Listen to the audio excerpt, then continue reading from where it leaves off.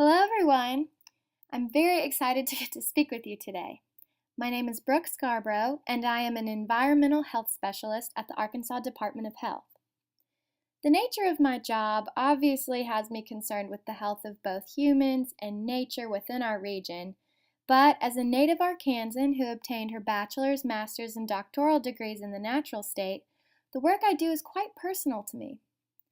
For those of you from Saline County who might not necessarily have this sort of background, having a curiosity about dioxin exposure is totally normal. For one, a lot of people aren't really sure what dioxins are, and the unknown can be scary. Two, there's a lot of confusion surrounding the harm that dioxins can do and how one can be exposed. My goals of today are to provide you with a bit of information that might clear up any misconceptions you have, and to also teach you something new about a topic that impacts you, me, and everyone else. I'd like to begin with an anecdote that will display how our understanding of dioxins have changed since they were first being studied. Many of you probably associate dioxins with Agent Orange or other chemicals, but I think the story of Times Beach is a powerful example and a good point of reference for us. So back in 1982, towards the end of the year, the EPA found an excess of dioxin in Times Beach, Missouri. So the dioxin had gotten there in the first place through tainted waste oil, and the tainted waste oil had been spread on the roads to help control dust. Around the same time, the Merrimack River flooded, and that put Times Beach under 10 feet of water. Scientists didn't really know a ton about dioxin in 1982. They knew about some negative health effects that had been produced via studies that had been conducted with rats, and they knew about skin-related ailments that some humans had experienced, but other than that, very little was known. And even though there was a lack of substantial knowledge about the health effects of dioxin exposure, the federal government still ordered every Times Beach resident to leave town and to not return. So Times Beach was a very family-oriented community. There were only a couple of thousand people living there at the time. The town evacuated almost immediately, and workers described it. Workers and engineers, those who were involved in the cleanup of the community, they said it looked like a ghost town, like people just had dropped whatever activity that they were in the middle of, and they just disappeared. So the town became one of the nation's very first Superfund sites. The site was cleaned up over the course of a couple of years, and it eventually became Route 66 State Park. But the story of Times Beach shows how much fear dioxins, just a chemical or a group of chemicals, can instill in the government and the community. And that will be a good point of reference to see how much more we know about the chemical now. So, what are dioxins? They are a classification of chemicals that are created as a result of combustion processes like forest fires, trash burning, and waste incineration. Dioxins can also be produced as a byproduct of some industrial processes like paper pulp bleaching and the manufacturing of herbicides. Also, the treatment of wastewater in some cases. So clearly dioxins are not intentionally created. They are colorless, odorless solids, and they exist as mixtures. So while dioxins are a family of chemicals, the most toxic of these chemicals is called 2,3,7,8 tetrachlorodibenzoparadioxin, which I'm just going to call TCDD.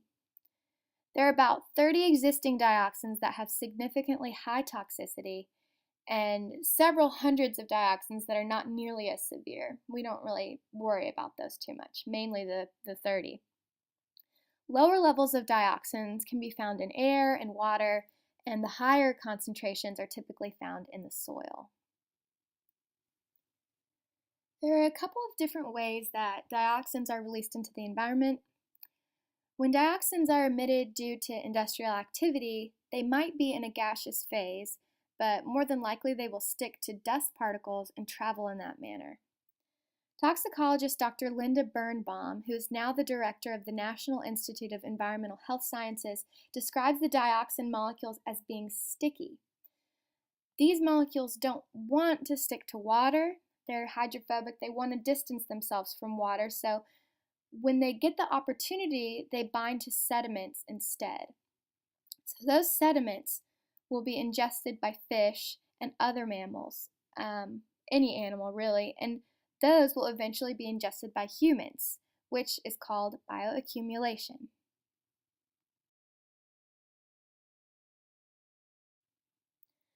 So here is a nice map from the Wisconsin Department of Natural Resources. I think it'll give you a better visual of exposure routes. To reiterate, we've got exposure through air, water, and sediment, which will eventually be ingested by some living creature or plant, which will probably be ingested by you. So you see this and you think, well, does that mean I have dioxins in my body right now? And the answer is probably yes, you do, but probably not at a extremely harmful amount unless you've been overexposed. And so then that brings me to the question that you might be asking, well, how much dioxin is too much? Here I have a chart of U.S. daily dioxin exposure per person measured in picograms per day of TEQ. TEQ means the toxic equivalent concentration, and we're able to calculate TEQ by a three-step process. So first, we take an initial measurement in a lab of each compound or what, the chemical, what have you. Next, we take this measurement that we've obtained in the lab and we multiply it by the toxic equivalence factor, which is essentially its potency, and that's how we get the TEQ. And lastly, we have to add all the TEQs together to determine the total TEQ for the dioxin, because like I said earlier, dioxins are mixtures of chemicals. So as we see in the chart, most of our exposure comes through food products, especially fatty meats. So the World Health Organization recommends limiting exposure to 1 to 4 picograms per kilogram of body weight. So you might be able to see here that if an individual works at a particular kind of industrial site or eats a hefty amount of fatty meats, the prospect of overexposure is much greater. So now that I've given you a foundation for what dioxins are, I'd like to talk a bit about the health effects that come from being overexposed. So we arrive to the big question that everyone wants to know the answer to. Does dioxin exposure increase risk of cancer? So the likelihood of dioxins causing cancer varies depending on the makeup of the mixture of dioxins. Earlier, I mentioned the most toxic dioxin called TCDD, which is a known carcinogen. It is a known cancer-causing agent. TCDD has been linked to an increase in many types of cancer. According to Dr. Suzanne White of the Children's Hospital of Michigan's Regional Poison Control Center, the increased risk of developing cancer after occupational or accidental exposure to dioxins is between 40 and 100%. So dioxin has the ability to impede even the simplest biological processes in the human body and has been shown to have effects in the gastrointestinal system, the cardiovascular system, the immune system, the nervous system, and also in the reproductive system. The time during which the fetus is developing in a pregnant woman is particularly vulnerable because cells are proliferating so rapidly, and so children who are exposed to dioxin while in the womb, they typically, in studies, they've shown to have a suppressed immune system. Children who were exposed to dioxin through their mother's breast milk also have shown to have suppressed immune systems.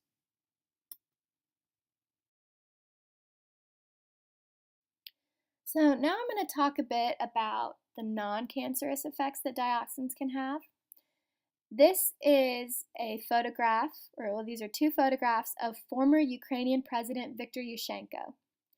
So he was intentionally poisoned with dioxin, and as a result, his face developed a condition depicted on the right side of this pair of photographs, and this condition is called chloracne.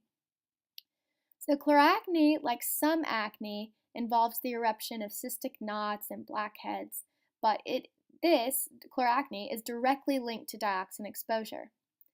Mild forms of this non-cancerous side effect might just look like the acne a teenager gets, and because of that, it can make it really difficult for a medical professional to diagnose. There are other possible non-cancerous side effects of dioxins, and two of those are reproductive hormone changes and also liver enzyme changes.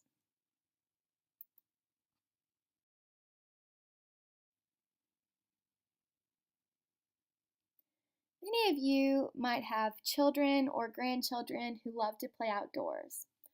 Well, I don't think there's any need to be particularly alarmed, but I do want to note that children are at an increased risk for exposure.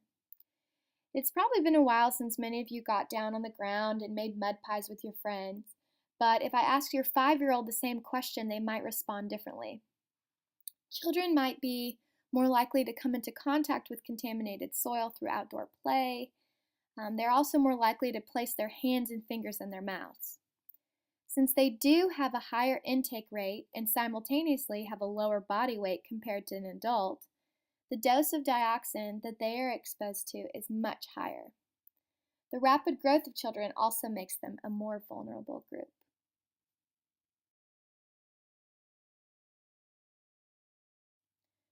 While all of this information about dioxin might be difficult to digest, it might seem very daunting, there is good news.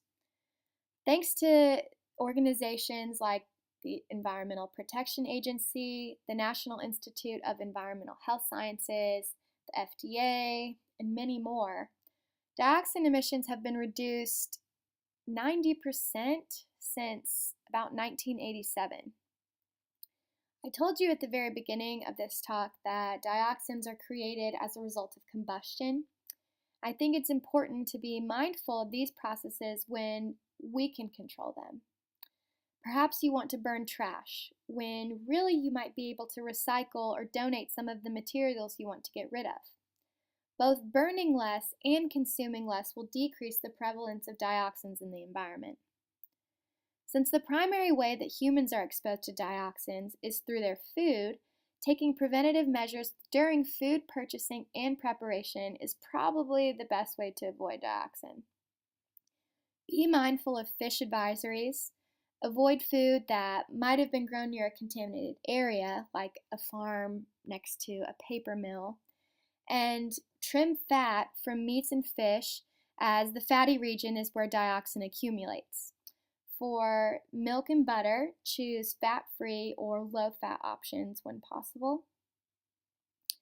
Ultimately, to fight off any ailment, it's important to be intentional in your choices involving diet, exercise, smoking, alcohol intake, sleep, etc. Having a strong immune system and a strong body is really the best preventative medicine that you can have. I encourage you to make some of these healthy lifestyle choices first and foremost because you can control them and it'll protect you from numerous risk exposures, not just dioxin. This is a compilation of some of the references that I've used, the primary references. If you want to take a look at any of these for yourself, I have made some handouts that you can pick up at the end of the session. They are located in the back of the room. Thank you all for having me. It was an absolute pleasure speaking with you today. If you have any additional questions about dioxin exposure, I've provided my contact information here on this last slide, and I'll be happy to answer any questions that you have.